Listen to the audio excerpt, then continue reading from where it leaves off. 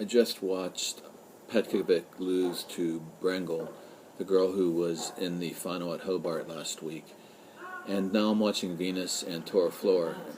But especially in the match before, I was noticing a higher bounce, and I felt, well, this I understand, but didn't really explain it, so I better add on to the last two videos about the more offensive conditions the last 2 years at the Australian Open, mainly concerning the ball.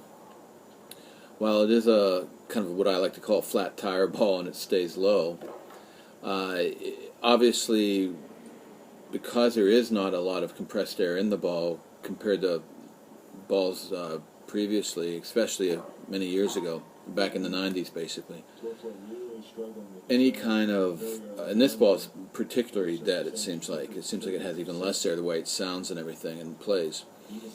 Hot conditions are going to stir up and energize the molecules within the ball, essentially making more compressed air. In other words, like they would be taking it and adding compressed air to it. It's not going to jump up that much where it's going to be like one of the old fastballs from the 90s, but it's going to do it enough that it will be more lively, and I can even hear it today. It doesn't sound quite as dead because it's a warmer day than it was the first day, and it will get up in the air more, and someone like Nadal with his huge amount of spin may be able to actually get some height on this ball at that point.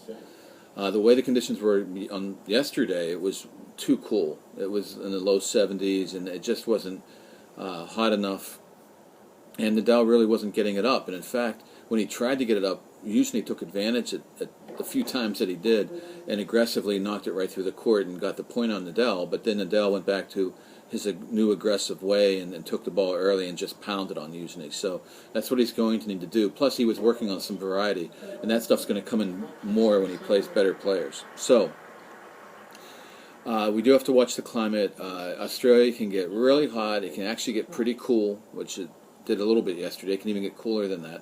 It can get very humid, and at times it can get really dry. Like the dry desert, the arid stuff comes down from the northwest. And usually it's humid and warm, okay, and can get very hot. But like last year, we had super arid conditions for a bit.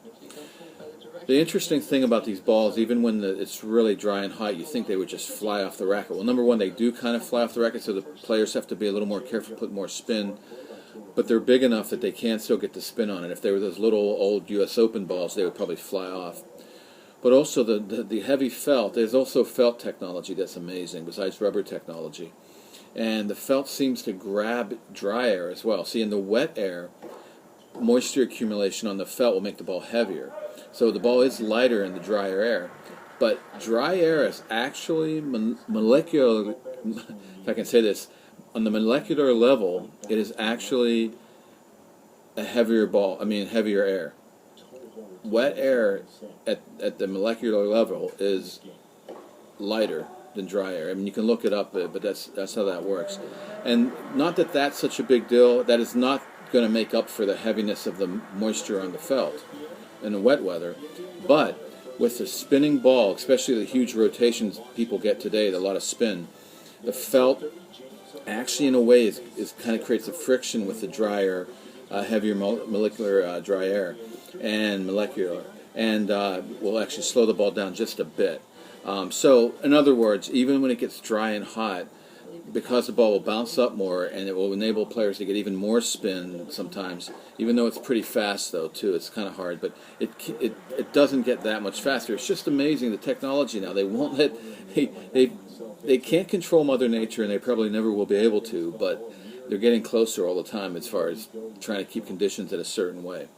So the bottom line is, overall, the Australian Open now is a more offensive game, and you have to be more offensive. But when it's cooler and drier, or cooler and moist, even more humid and cool, it's going to take some big power, some real smacking of the ball. In fact, Federer did okay against Lou, but it wasn't his best conditions. Now, if it gets warmer like today, or it's supposed to get even warmer, even with humidity, this ball will have more pop, and it will be better for players who don't have quite as much power. They can use the extra pop, and then use some more variety with that. So a guy like Federer is probably going to want it a little warmer for that reason. If it gets super hot, super. I don't know. Maybe it will start to jump even more, and then Nadal would like that. But that remains to be seen. At times it was super hot last year, but Nadal played at night, if I recall, against Monfils. So, anyways, bottom line, it's still offensive, but don't. If you see a big bounce when it's really hot out, the conditions will affect things. And hey, there's a lot to still be learned. It's all very subtle, and it changes subtly, and the players, it's all close. So it's just keep watching and learning.